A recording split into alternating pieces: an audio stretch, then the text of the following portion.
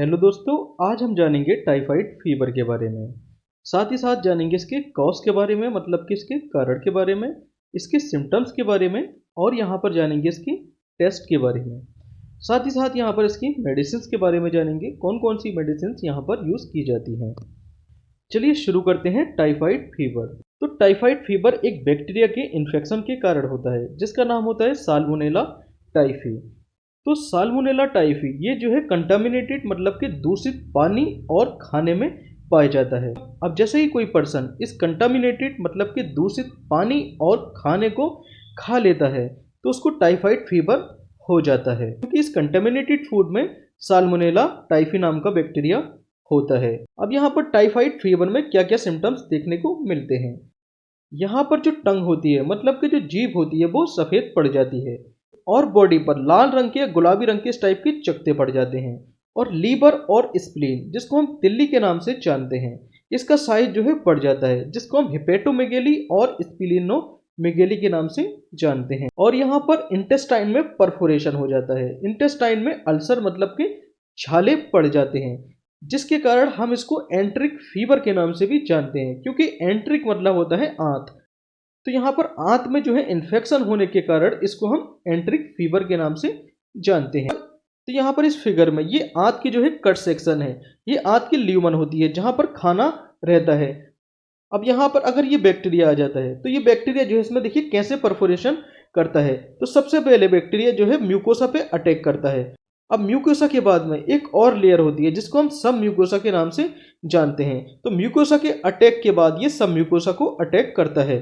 अब जैसे ही ये बैक्टीरिया सब म्यूकोसा को अटैक करता है, यहाँ पर होती हैं आर्टरी और वेन्स, जिसको हम खून की नसों के नाम से जानते हैं। और साथ ही साथ यहाँ होती है नर्व्स।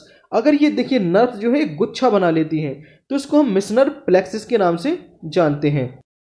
तो यहाँ पर ये नसें होती हैं वो रप्चर कर जाती हैं, मतलब कि फट जाती हैं। जैसे ही ये नसें जो है रप्चर करेंगी, अब यहाँ से ब्लीडिंग आना शुरू हो जाता है। तो पेशेंट के स्टूल में, मतलब कि पेशेंट की लेट्रिन में जो है ब्लड देखने को मिलता है।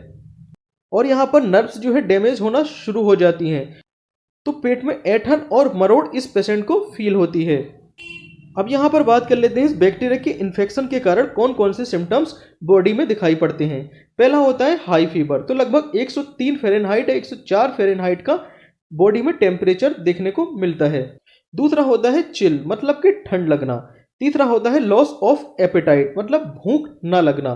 तो ये सिम्टम्स देखने को मिलते हैं। नेक्स्ट आता है स्टमक या एब्डोमेन पेन, मतलब कि पेट में ऐंठन या मरोड़ या दर्द होना। उसके बाद आता है लाल रंग के या गुलाबी रंग के बॉडी पर चकत्ते, स्पेशली जो है चेस्ट और एब्डोमेन रीजन पर ये देखने को मिलते हैं। नेक्स्ट आता है कफ, मतलब कि खांसी, और मसल एक, मतलब मांसपेशियों में दर्द होना।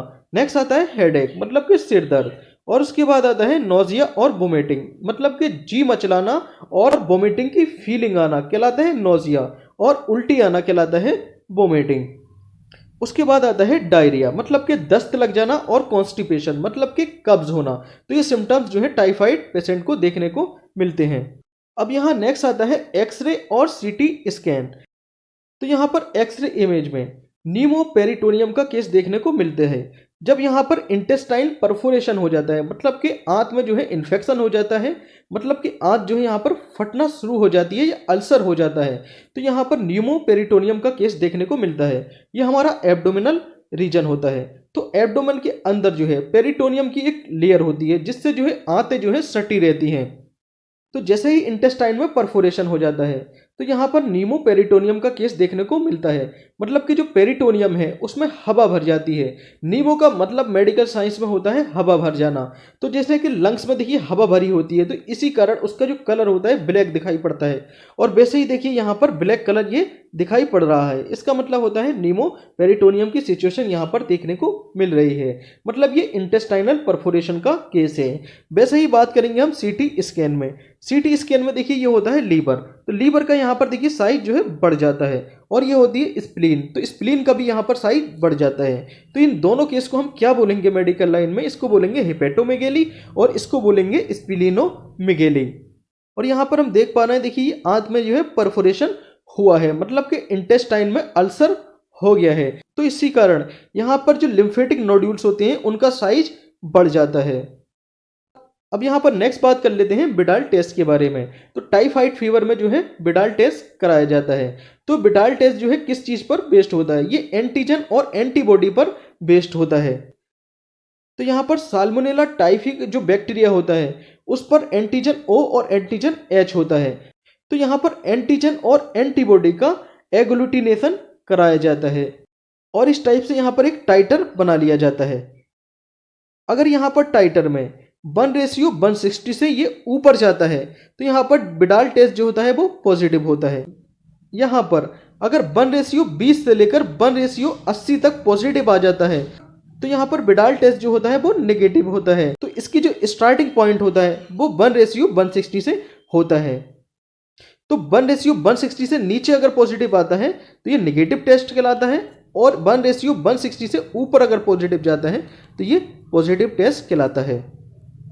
यहाँ पर इस रिपोर्ट में मेनली ओ एंटीजन और एच एंटीजन के बारे में हम बात करेंगे। अब यहाँ पर 1:160 से ये ऊपर अगर पॉजिटिव जाता है तो ये पॉजिटिव टेस्ट कहलाता है। अब यहाँ पर देखिए ये सब पॉजिटिव है, इसका मतलब बिडाल टेस्ट जो यहाँ पर पॉजिटिव है।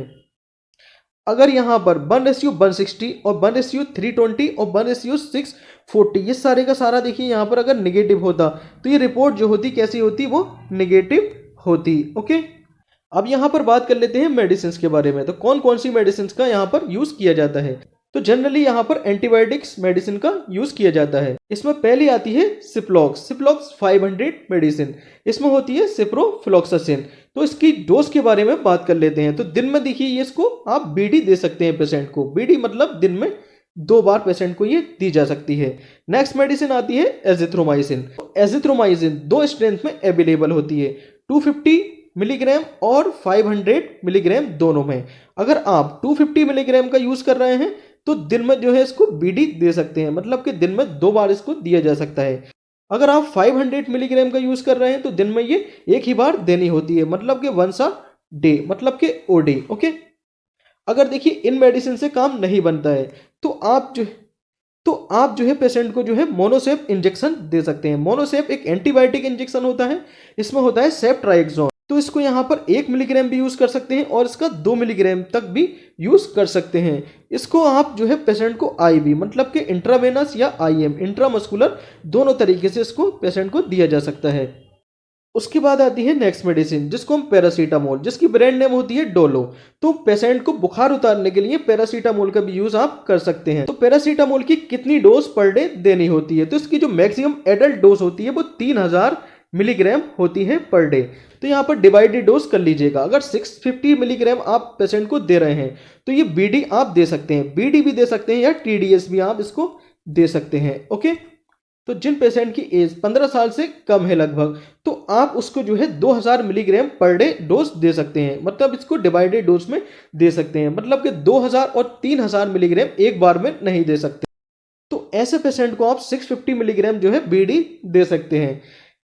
नेक्स्ट आती है एमसेट 4। इसकी जो स्ट्रेंथ है 4 मिलीग्राम है, इसी वजह से एमसेट 4 यहाँ पर लिख दिया गया है। इसमें होता है ऑन्डेनसेट्रॉन। ये एंटी इमेटिक्स मेडिसिन होती है जो कि हमारी नोजिया और वोमिटिंग पर काम करती है, मतलब कि जी मचलाना या उल्टी आने को ये रोकती है।